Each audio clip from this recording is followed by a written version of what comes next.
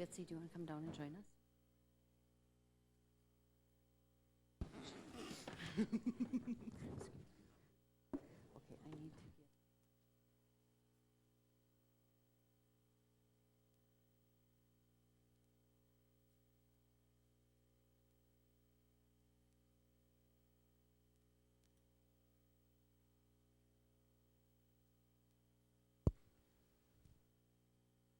Good morning and welcome to the regularly scheduled meeting of the Minneapolis City Council. My name is Barb Johnson. We are here. Oh my goodness, I see somebody I haven't seen for so long. Anyway, we are joined here by a big group of people from our community. And it's our pleasure this morning to talk about why folks are here, read a resolution, and honor the community that's in front of us today. So I'm going to turn this over. I'm Council President Johnson. I'm joined by Mayor Betsy Hodges and Councilmember Alondra Cano. So I'm going to turn this over to Alondra, and she's going to bring some people up and we'll read the resolution. Excellent. Thank you. If we could please have Mr. Bill Means and Miss Deanna Standing Cloud come up and join us. Mr. Bill Means, sorry, I was looking for you guys. Please come up. We will read the resolution. And I also want to invite the young people from El Colegio Charter School to please come up. If there are any young people from El Colegio Charter School, they can come up. Any of the young children, please come up. I see you, ma'am. Please come up. Come on, join us. Please, this is for you. We want you to come up here. Any of the Native American Community Development Institute folks, can you please come up as well? Daniel, Jay, Clyde, if you could please stand over here with us as well. We'd love to have this as a joint effort. Danielle Grant, can you please join us up here from Minneapolis Public Schools? She's the director of the American Indian Education. So thank you so much. You guys can also come over here on this side. We'll squeeze down a little bit, and Daniel, and if you guys want to move over here to the left of us, that would be great. Congressman Ellison, would you like to join us up here as we read the resolution? Thank you. My name is Alondra Cano. I'm the council member for the 9th Ward, and as a Mexican indigenous woman, I am more than honored to present this resolution on behalf of the city of Minneapolis to the First Nations communities of Minnesota. So I'm going to go ahead and read this out loud for everyone, and then we will have two folks share their testimony, and then we will present the official resolutions. So whereas the city of Minneapolis recognizes the annexation of Dakota homelands for the building of our city, and knows indigenous nations have lived upon this land since time immemorial, and we value the progress our society has accomplished through American Indian technology, thought, and culture. Whereas the city of Minneapolis understands that in order to help close the equity gap, government entities, organizations, and other public institutions should change their policies and practices to better reflect the experiences of American Indian people and uplift our country's indigenous roots, history, and contributions. Whereas the City Council proclaimed in 2013 the Year of the Dakota, remembering, honoring, and truth-telling, and the city understands the need for continued work in the spirit of truth-telling. And whereas the city of Minneapolis has a strong history of over 4 decades of American Indian activism, and which the city celebrates and honors, and whereas the United States federal government, the state of Minnesota, and the city of Minneapolis have recognized Columbus Day on the 2nd Monday of October in accordance with the federal holiday established in 1937, now, therefore, be it resolved by the City Council that the City of Minneapolis shall now recognize Indigenous People Day on the 2nd Monday in October.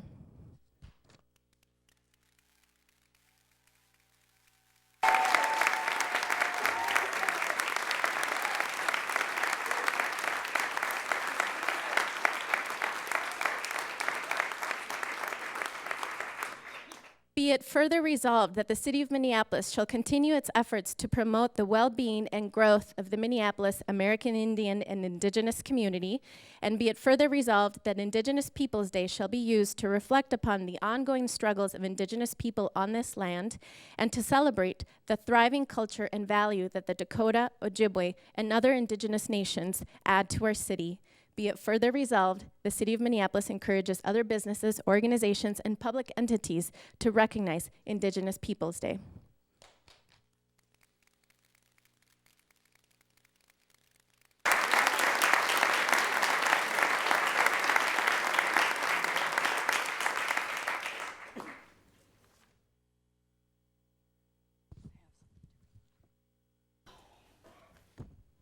Buju, Minokigajeb. Buju and Dinaway Manganaduk, Matakiapi. Gata Bikwe Indigenicas, Diana Senikla Jaganashi Moening, Makwa Dudem, Miskwa Gami Wizaganing and Dujaba, Gakabikang and Da Nungum. Buju, Council President Johnson, and Vice President Glidden. There you are. Council members, distinguished guests, friends and relatives, and I also want to acknowledge our ancestors and the spirits who brought us here. So I acknowledge them as well today. My name is Deanna Standing Cloud, and I'm a member of the Red Lake Nation of Anishinaabe people. I'm also a lifelong resident of Minneapolis and a proud mother of two. I brought my daughter here with me today. I'm here to take a stand so that my daughter Brianna and my son Negosis are able to grow up in a city where they feel safe, respected, and honored. Replacing Columbus Day with Indigenous Peoples Day in the city of Minneapolis would show my children that it's never too late for healing and reconciliation to occur between communities and throughout Turtle Island. Danielle, you put that in there, didn't you? He's trying to take over. I remember growing up on the south side of Minneapolis as a young girl and learning about this man who discovered the land where I was taught my ancestors had always lived. It wasn't later until I reached high school when I learned what this man really did and what this moment in history means to my people. I don't have to recount the unspeakable atrocities that took place, because as Indigenous people, we carry them with us every single day. But the city of Minneapolis has an opportunity through this vote to show its Indigenous residents that they hold the same dignity and values as all others living in the city by replacing Columbus Day with Indigenous Peoples Day. It was less than a couple of years ago when I was a part of the Native American Community Development Institute Community Organizing Training Cohort. It's a mouthful. With about a dozen other emerging American Indian beautiful leaders that we discussed Columbus Day and the pain and hurt that it caused for the people and for those that we love the most, our children, our elders, and our friends. I could have never imagined that 2 years later, we'd be here at this very moment and I'd have this opportunity to speak before you all and before all my relatives. I would also like to take a moment to remember those who fought to see this day. Countless American Indian groups and leaders have dedicated so much over the past 522 years so that we can reach this point. I have a heavy heart knowing that so many of them did not live to see this day. But my heart is also happy knowing that my children and my grandchildren will grow up in a city that celebrates their Indigenous heritage and culture. Miigwech, Bizendawieg, Palamiaye, Pidamiaye, and thank you for listening.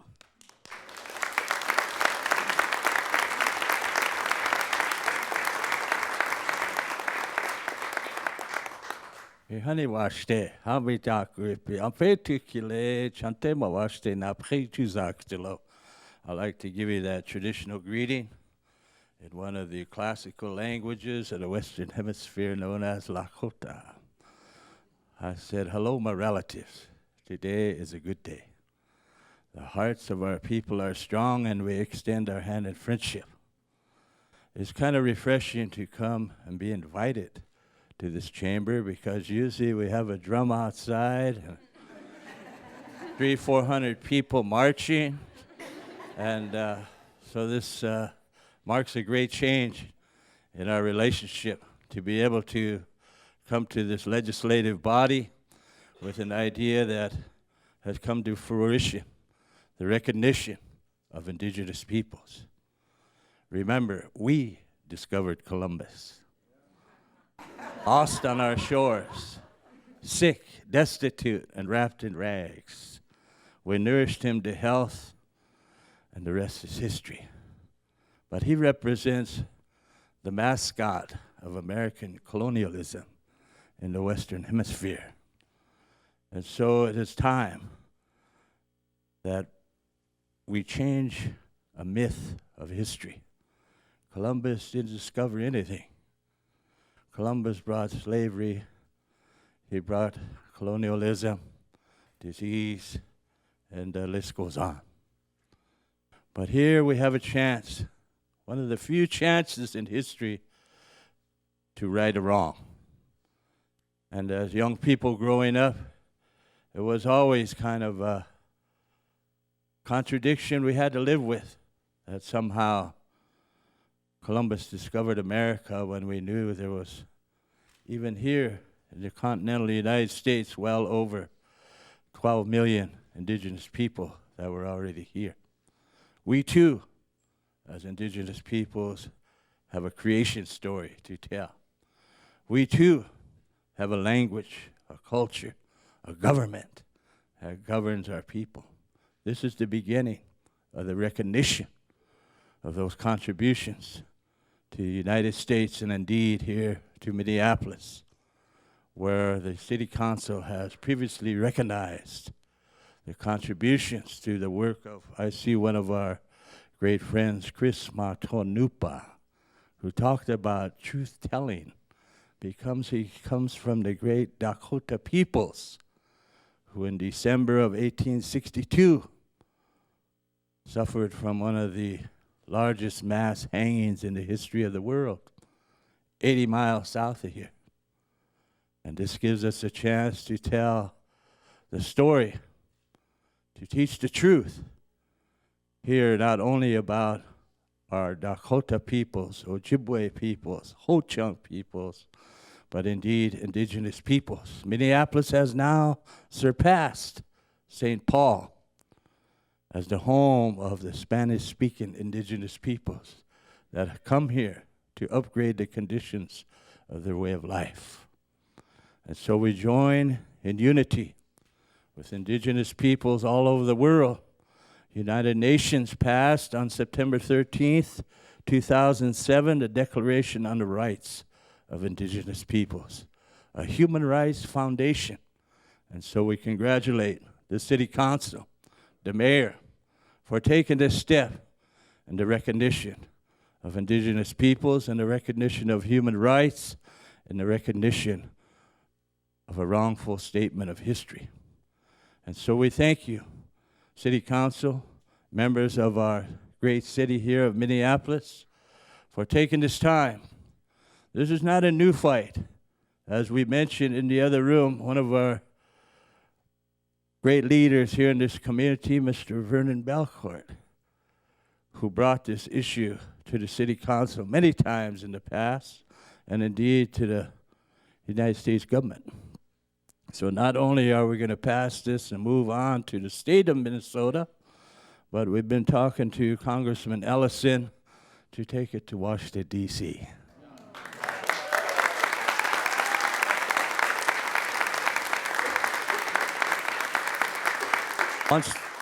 Once this vote is taken, we invite you to the rotunda, where you'll hear the proud celebration, the proud songs, the beautiful music, the heartbeat of Mother Earth, that sacred drum.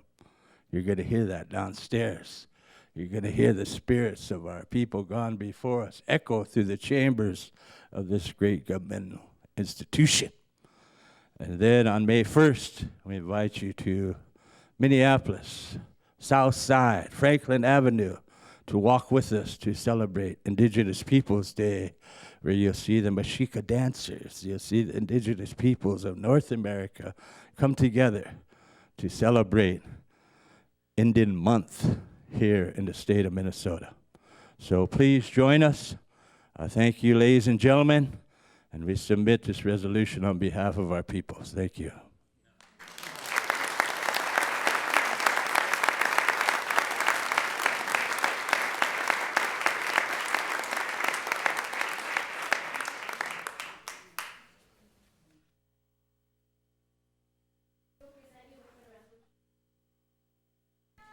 Mayor is signing the resolutions. We'll have you stand here with us so we can present you with them, and we'll take a picture. We need to document.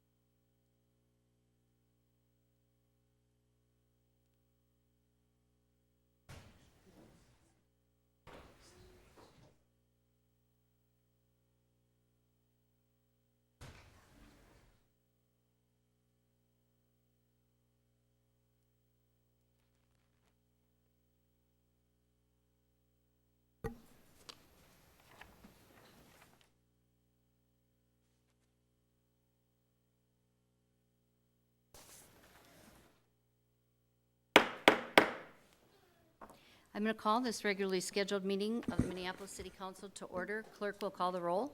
Councilmember Palmisano. Here. Gordon. Here. Kano. Here. Reich. Here. Bender. Here. Glidden. Here. Yang. Here. Johnson. Here. Quincy. Here. Warsame. Present. Goodman. Present. Fry. Here. President Johnson. Here. There are 13 members present.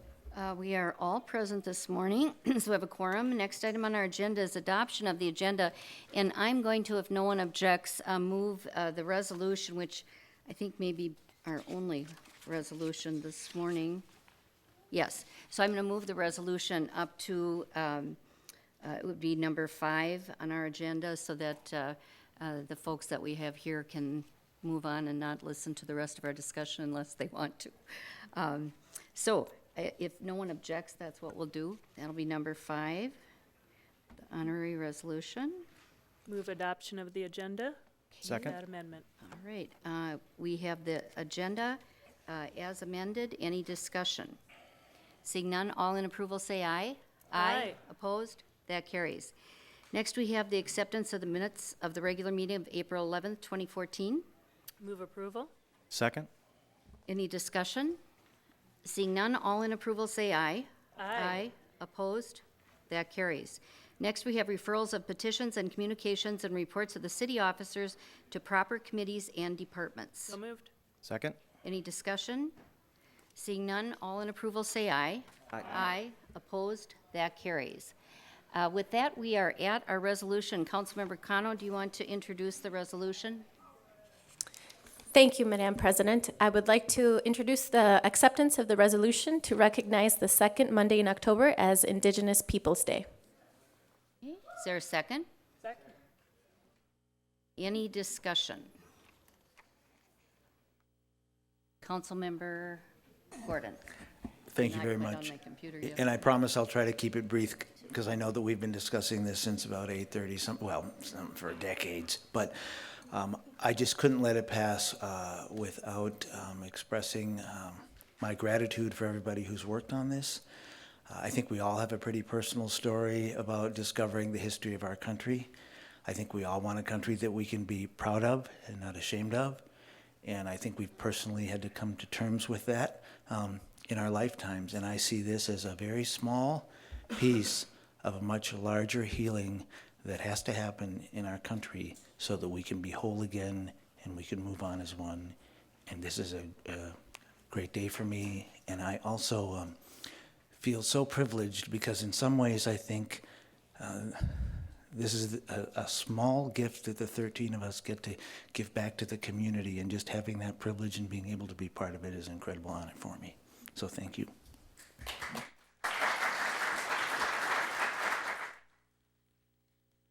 Councilmember Cano?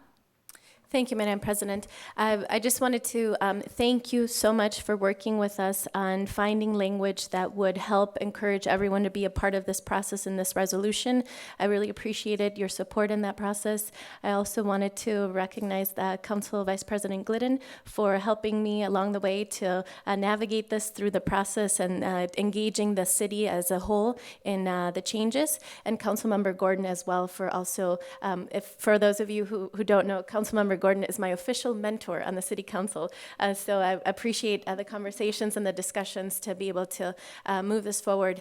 I said this before and I'll say it again. This is an opportunity for the young people in the room, the students from El Colegio Charter School, the students from Nawaye School, the students from Minneapolis Public Schools, to really help us move this agenda forward, this racial equity agenda, this American Indian rights agenda. So we're looking to you, the young people that have made it here today, to help us continue this conversation.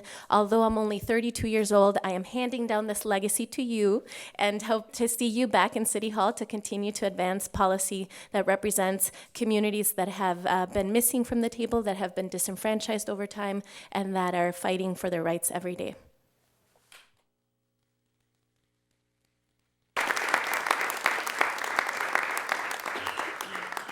Councilmember Andrew Johnson? Thank you, Madam President. This is a wonderful day, and I just want to say that I look forward to continuing the work that we have in front of us, because we're definitely not done. And I know from just an IT perspective, we have a digital divide in this city. And something that Mr. Bill Means said was about Indigenous people coming to our city to upgrade their conditions of life. And that is such an apt statement that really reflects this digital divide, where there's a huge opportunity to connect people to jobs and economic opportunities as well. And something that I really take away from this resolution is all the cultural contributions that the Native American community has made. And by connecting in through technology into internet, that's just another way to share and preserve those important, incredible contributions. And so I look forward to working with all of you, and I hope we continue that work together. Thank you.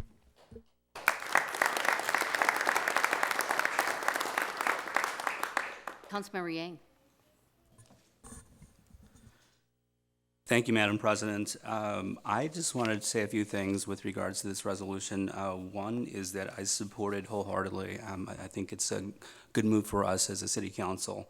But I do have grave concerns about this. You know, we talk about revisionistic history and how, you know, that affects or impacts, you know, a group of people. And, you know, I look at this resolution and I have to say, I mean, it doesn't replace Columbus Day. I mean, if you read the full text, it doesn't replace Columbus Day. What it does is it adds another group of folks to be recognized on the same day. And, you know, I imagine my congressman at some points will maybe address that at the federal level. But I just want folks to be very clear about that, that from my reading of this, that's what I see. And so that's what I'm supporting. And, you know, in the future, I mean, if we were to make a move for something different, I mean, I'd be very open to that as well. But thank you.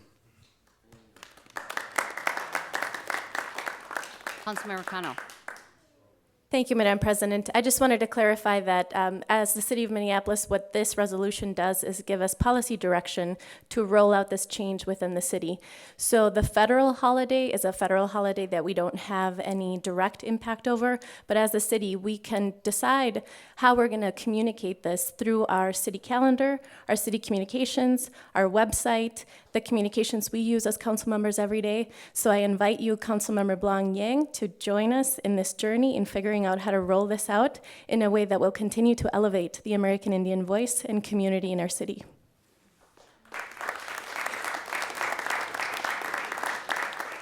Any further discussion?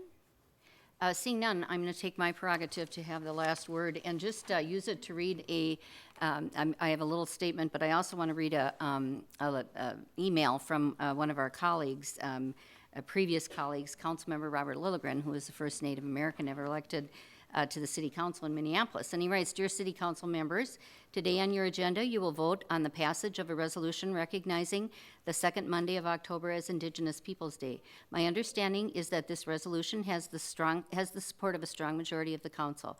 I want to thank you for taking this vote. It is very important that the first people of Minneapolis feel recognized and respected in our civic life. In my experience, the Minneapolis City Council has been open and willing to learn about the rich history of the Native community here and to extend its support. This action moves us closer to our shared goal of one Minneapolis. I want to give special thanks to Council President Johnson for including this on today's agenda, to Councilmember Cano for bringing this forward, and to Mayor Hodges for her strong support. Please know that had this effort come forward from the community while I was in office, I would have supported it fully. Thank you for the work you do in our city. Peace, Robert Lilligren, White Earth Band of Ojibwe."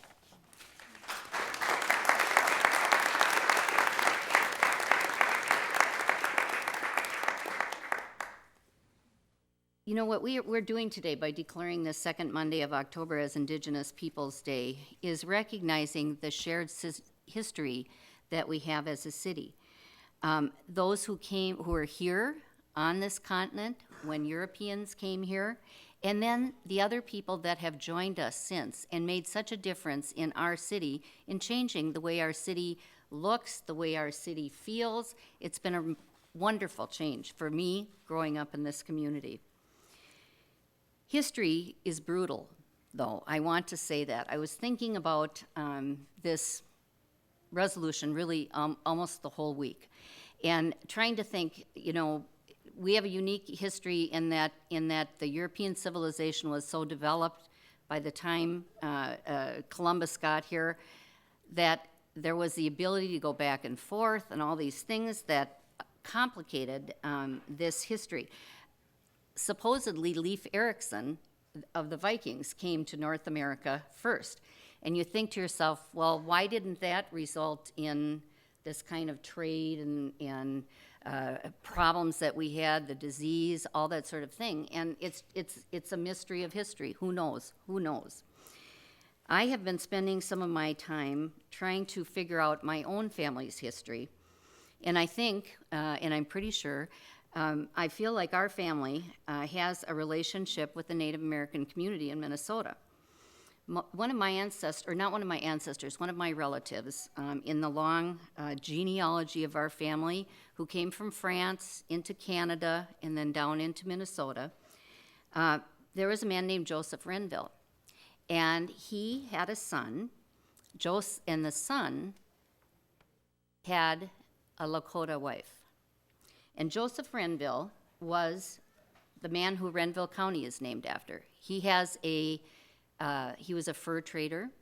He had a post in Lockheed Parle County. It's still there. You can go see it. He translated the Bible from English to Lakota, and he has a remarkable history in this state. And so I really am honoring him today.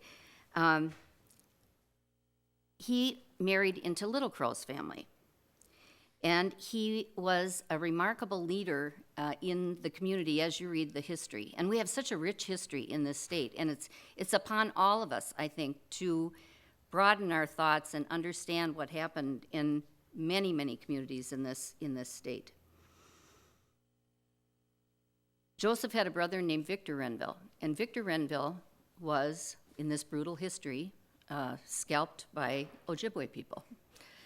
Victor's son his son's name was Gabriel, and Joseph Renville raised Gabriel. Gabriel was an integral part in the Dakota conflict.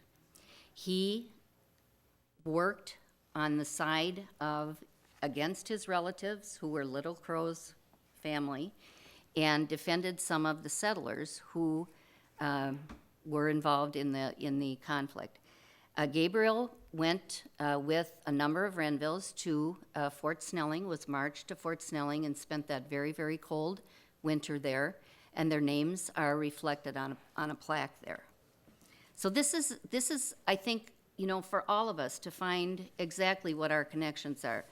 I represent people that have Italian history, and they're you know, they're somewhat offended by this change, this recognition. But I think it's about all of us moving forward, understanding the strength that we have because of all the different groups that have impacted this community, both long ago and today, ongoing.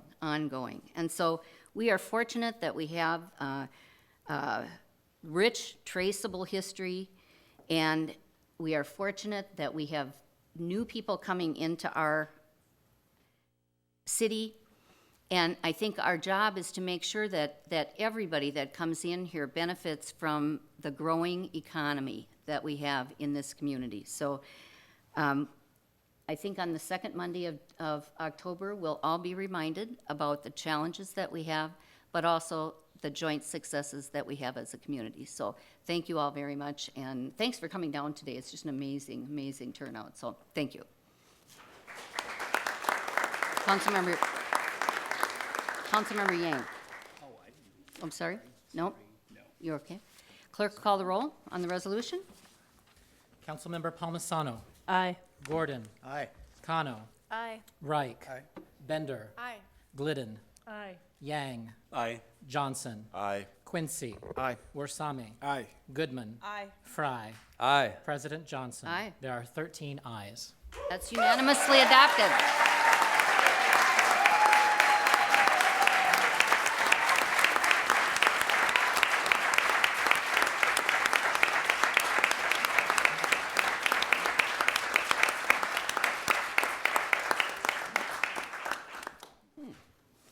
Next item we have on our agenda is the Community Development and Regulatory Services Committee report, and that committee is chaired by Councilmember Goodman. Thank you, Madam President. You want me to wait a moment, or? If people are quiet when they're leaving, I think we can go forward. What do you Okay, think? the Community Development Committee is bringing forward. Let's be, folks, we have business, so let's please be quiet as you're leaving. Thank you. Thank you, Madam President. The Community Development Committee is bringing forward 15 items for our approval this morning.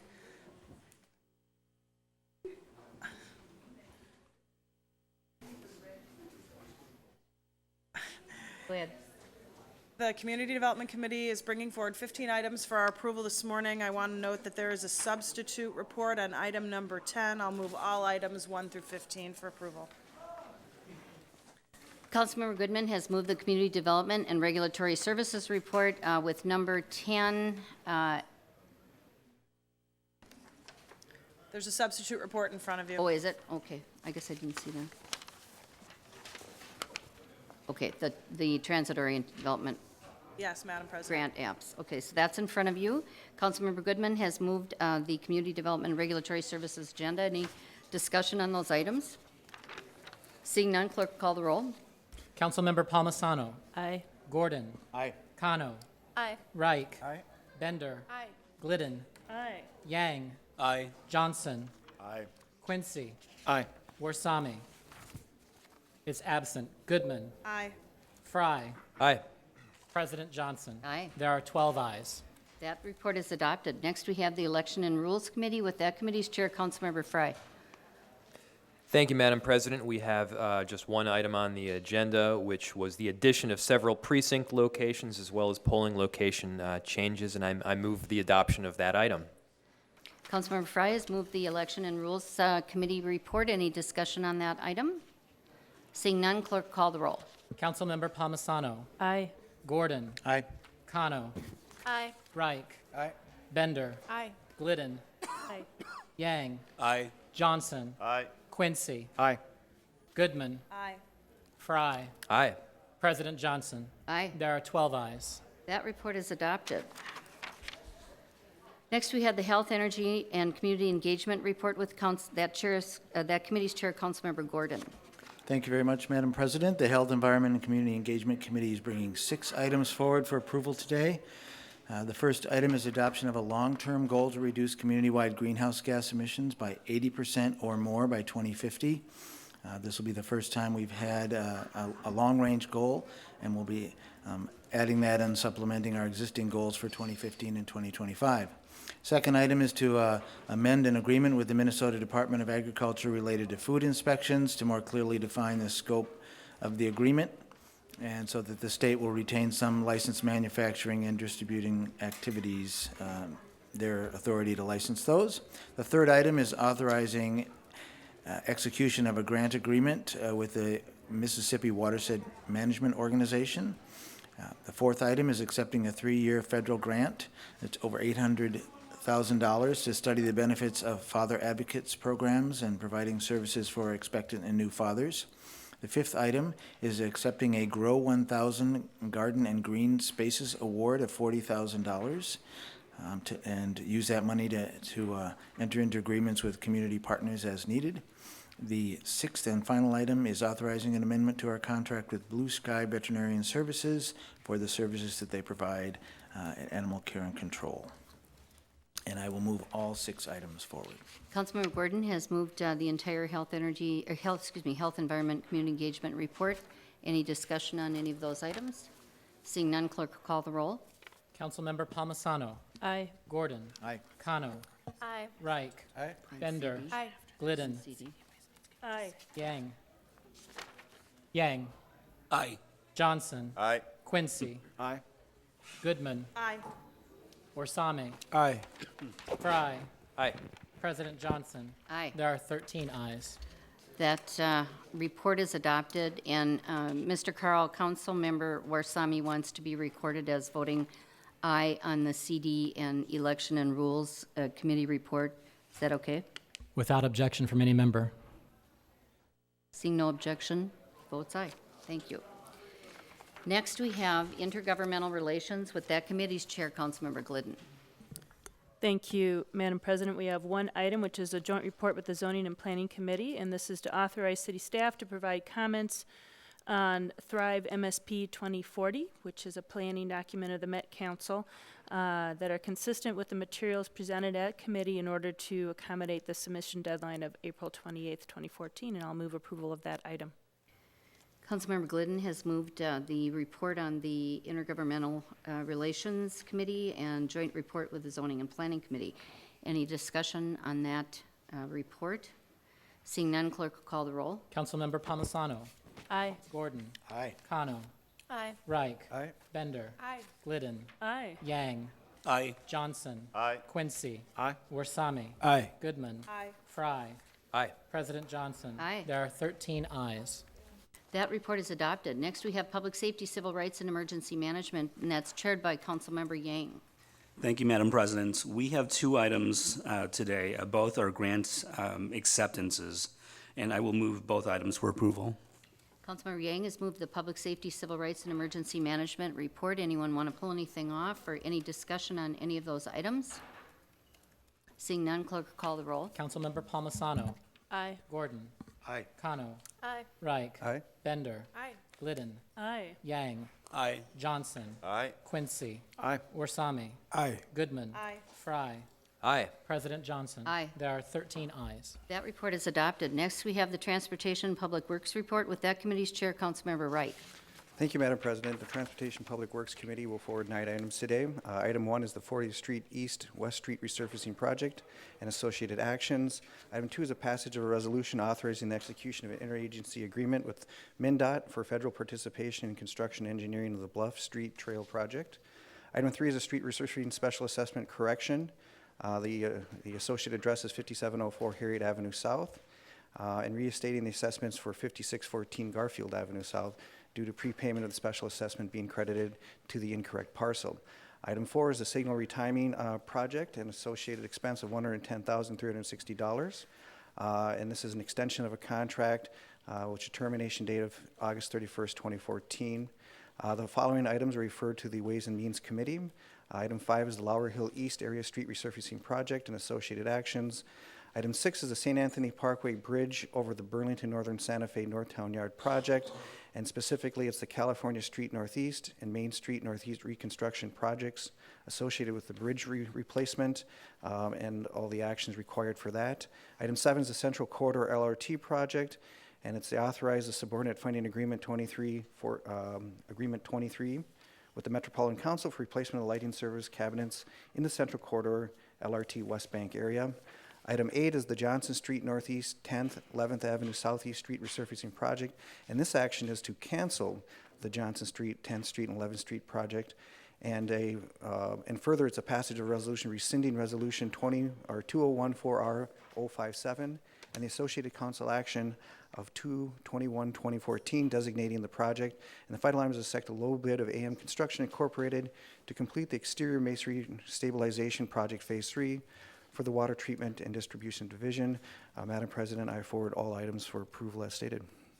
Councilmember Reich has moved the entire Transportation Public Works report. Anyone want to pull anything off for discussion on any of those items?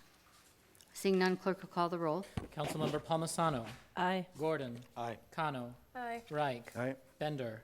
Glidden. Aye. Yang. Aye. Johnson. Aye. Quincy. Aye. Yorsame. Aye. Goodman. Aye. Fry. Aye. President Johnson. Aye. There are 13 ayes. That report is adopted. Next, we have the Ways and Means report with that committee's chair, Councilmember Quincy. Thank you, Madam President. Ways and Means Committee will bring forward 9 items today. They include 2 legal settlements, some acceptance of some gifts items for travel for Art Place America, and then several contracts, extensions or amendments, and acceptance of low bids and an appointment to the Capital Long Range Improvement Committee. I'm happy to move all 9 items for approval. Councilmember Quincy has moved the Ways and Means report. Anyone want to pull anything off for discussion on any of those items? Seeing none, clerk will call the roll. Councilmember Palmisano. Aye. Gordon. Aye. Kano. Aye. Reich. Aye. Bender. Aye. Glidden. Aye. Yang. Aye. Johnson. Aye. Quincy. Aye. Worsame. Aye. Goodman. Aye. Fry. Aye. President Johnson. Aye. There are 13 ayes. That report is adopted. Next, we have the Zoning and Planning report with that committee's chair, Councilmember Bender. Thank you, Madam President. We have 2 items today to forward to the Council. The first is to grant the appeal filed by Michael Crow of the Heritage Preservation Commission's decision, notwithstanding staff recommendation to deny demolition of a historic resource application for 2320 Colfax Avenue South, and to adopt the findings of fact as prepared by the City Attorney's Office, and you have those in front of you. And the second is the passage of a resolution approving corrected vacation resolution, VAC 1540, passed by the City Council on June 20th, 2008, vacating part of the alley on the block bound by Lyndale Avenue South, 29th Street West, Lake Street West, and Aldrich Avenue South as originally approved in Resolution 2008 R267 by amending the legal description to account for an elevation change and to bring the current location of the applicant's building entirely out of the public right-of-way. And I'll forward both items for approval. Councilmember Bender has moved both items on the Zoning and Planning report. Any discussion on either of those items? Councilmember Gordon. I did want to comment on item 1. Okay, why don't you go ahead? Since I was commented on it yesterday and indicated I was having some difficulty in time deciding, I wanted to just acknowledge that I won't be abstaining. I had to make a decision, as is my custom, and I will be voting on it. And in good conscience, after I reviewed everything, the problem that I found is that there wasn't proof to say that this is a historic resource. And it also was a great source of frustration to me that we haven't figured this out by now. The HPC and others, all council members here, we've had a lot of time to nominate this property if we wanted to and actually have a study done by now. And that's what I thought we were going to help get towards last time when we said we needed to wait on this matter further. So it kind of got down to what are the rights of a property owner to do what they should do within the legal framework of the zoning and everything else that's going on here. And there are legal rights, and that just called out to me once again that we need to be able to have a more forward-thinking view of how we manage what we think might be historic resources and figure those things out before we get stuck in the middle of a big fight over it. And legally, if it's not a historic resource, I just feel obligated that we have to allow it to go forward. So I will be supporting the committee's recommendation with some mixed feelings. And I also know that I did owe my former colleague, Councilmember Tuthill, a call back, and I'm sorry I never got to you before now. Motion there. Councilmember Glidden. Thanks, Madam Chair. And I wanted to comment on this as well, since I wasn't on the committee that considered this. And I will say too, like everyone here, I've had a lot of contact from folks, and it hasn't just been from people who live outside of the 8th Ward. I've had contact from people who are my constituents, who have been passionate about both points of view, I will say, about what should be the path forward here. And I respect that. I also want to say I've feel like over the last several years, I'm certainly no historian, but I've learned a lot about attempts to protect historic property, how important that is. I myself have made one and perhaps two nominations myself of properties, trying to protect those properties to be examined for their historic significance. I also used to represent the area that includes the Healy block, and so I've had an opportunity many times to be inside those homes, talk to those homeowners, understand what they went through to get that area designated. I did a very thorough review of the record, including reading the HPC minutes, and I always find that very interesting to understand what was the perspective of those commissioners. But I might refer to Councilmember Gordon's comments, because one of the things that I think, I mean, folks who are into this kind of know this, but the broader public, I think this is a distinction that sometimes folks may not understand unless they really are into this process, is that this is not about the city ordering a demolition. This is about what are the rights of a property owner who has said that this is what he wishes to do with his property. And it's just a very different analysis. It becomes a very different analysis then of what are we allowed under our ordinance structure to require that property owner to do, and to affect that property owner's rights, and balance that with trying to analyze what's the significance of this property. I was someone who last year voted to approve this determination that this property was a historic resource, but I want to note that a historic resource determination is not a final judgment on the historic merit of the property. That also is part of the legal framework within which we are at right now. And I am going to be voting to approve the decision that this property owner can move forward with a demolition. Even as you read these HPC commissioner comments, it's clear that virtually every one of them, not every one of them, but virtually every one of them really felt this was a difficult decision. And I agree. I think it's a difficult decision. It was interesting that two of the commissioners who previously voted in 2013 to designate as a historic resource voted, in essence, to approve the ability of the property owner to demolish. So that again says to me that is a bit of a different set of facts, and also that this significant period within which the first approach to the HPC was made, and then this most second, which is a different question. It was the question of the property owner had to ask about his right to demolish the property. Nothing had happened to the house in that period of time. And that also was part of the discussion. It's part of what I think bothers me, that what then becomes the analysis around the reasonable alternatives. That's not the only issue here. I think there was a lot of discussion about the integrity of the property and findings around that, and that also is something that I just have to look at the evidence packet in front of me, and cannot find that this meets the threshold that I would be able to say to this property owner, it is not your right to do with the property what you're requesting to do. So thank you. Councilmember Yang. Thank you, Madam President. I had a chance to review the record as well, and from what I gathered from this whole case, I mean, there were just some things that just were a little bit off, and I wanted to point out a few things.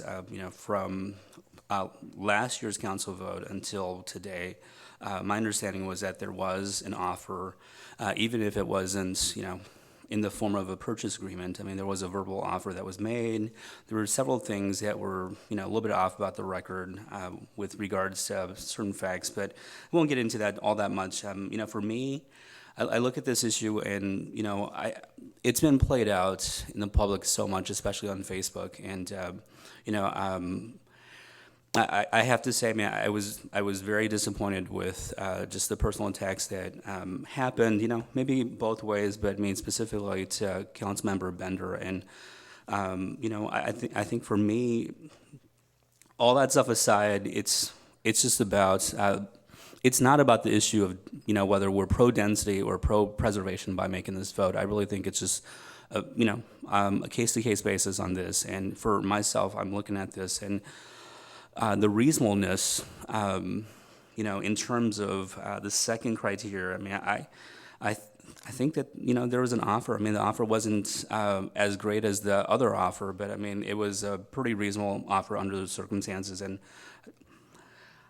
it's a judgment call, and I'm certainly respectful of everyone and their opinions, but I just thought that, that was probably a critical fact to consider. And so for that, I'm gonna vote not allow demolition. Any further discussion on the zoning and planning report?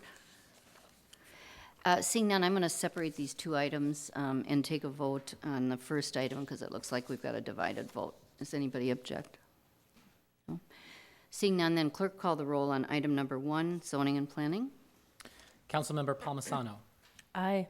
Gordon. Aye. Kano. Aye. Reich. Aye. Bender. Aye. Glidden. Aye. Yang. Nay. Johnson. Aye. Quincy. Aye. Warsame. Aye. Goodman. No. Frey. Aye. President Johnson. Aye. There are 11 ayes and 2 nays. That item is adopted. Then on item 2, any discussion on the zoning and planning report? Seeing none, clerk call the roll. Councilmember Palmisano. Aye. Gordon. Aye. Kano. Aye. Reich. Aye. Bender. Aye. Glidden. Aye. Yang. Aye. Johnson. Aye. Quincy. Aye. Warsame. Aye. Goodman. Aye. Fry. Aye. President Johnson. Aye. There are 13 ayes. That report is adopted. We have dealt with the resolution. The next item on our agenda is unfinished business, and the first is an ordinance introduction. Pursuant to notice, Councilmember Andrew Johnson moves to introduce the subject matter of an ordinance amending the code relating to the food code for first reading and referral to Health, Environment, and Community Engagement Committee, updating and amending various provisions. Any discussion on that ordinance introduction? Seeing none, all in approval say aye. Aye. Aye. Opposed? That carries. Next, we have an ordinance introduction by Councilmember Bender pursuant to notice. She moves to introduce the subject matter of an ordinance amending the code relating to animals and fowl for first reading and referral to the Health, Environment, and Community Engagement Committee, amending provisions related to the keeping of honeybees. Any discussion on that ordinance introduction? Seeing none, all in approval say aye. Aye. Opposed? That carries. We have another ordinance introduction by Councilmember Bender, and I just must say, Councilmember Bender, you're acting in the spirit of Councilmember Schiff. He used to have the most number of motions for ordinance introductions, so you're following in his shoes. Councilmember Bender moves to introduce pursuant to notice the subject matter of an ordinance amending the code relating to the zoning code for first reading and referral to the Zoning and Planning Committee, amending regulations related to composting. Any discussion on that ordinance introduction? Seeing none, all in approval say aye. Aye. Opposed? That carries. Under new business, we have a ordinance authorship, and it was pursuant to an action taken on March 28, 2014, relating to the ordinance report presented by the clerk. The record has been amended to reflect that Councilmember Bender has assumed authorship of the following ordinance, which was remanded to the Community Development Regulatory Services Committee. It is the subject matter of an ordinance amending the code relating to food code, non-motorized food vehicle vending. Any discussion on that? Oh, this is just a notice. Okay, the notice is given. Next, we have announcements. Anyone have any announcements? Seeing none, motion, oh, I'm sorry, Councilmember Goodman. Thank you, Madam President. I do want to note one more time that next week, Tuesday at 2:30, we're going to be having a public hearing in the Community Development Committee with regard to taxi cabs, Lyft, and Uber. There was a public meeting held last night. Several council members were there, but this is going to be the only official public hearing, and if you have interest in this as it's moving forward, I would invite and in fact encourage you to attend. We're going to try to have it to be around a time 2:30, time certain. Thank you. Any other announcements? Seeing none, a motion to adjourn will be a motion to adjourn to the Community Development MCDA Board of Commissioners. And then after that, we will adjourn to 3:15 for a couple of lawsuit matters. Motion to adjourn? So moved. Moved and seconded. All in approval, say aye. Aye. Opposed? That carries. Councilmember Goodman. Thank you, Madam President. Welcome to the MCDA, Minneapolis Community Development Committee agenda and meeting for today, April 25th. Mr. Casey, do you need to call the roll? Okay, we have two items in front of us. Item number one is accepting the minutes of the regular meeting held on March 7th, and the second is adopting the resolution passed in CD earlier, giving consent to refund the MCDA Bank Qualified Bank Direct Revenue Bonds by the St. Paul Port Authority to benefit the Friends School of Minnesota. What is the commission's pleasure? Commissioner Fry.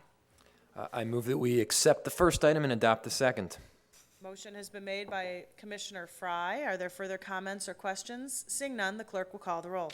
Commissioner Palmisano. Aye. Gordon. Aye. Kano. Aye. Reich. Aye. Bender. Aye. Glidden. Aye. Yang. Aye. Andrew Johnson. Aye. Quincy. Aye. Warsami. Aye. Barbara Johnson. Aye. Fry. Aye. Chair Goodman. Aye. There are 13 ayes. Seeing no further business before us, we are adjourned.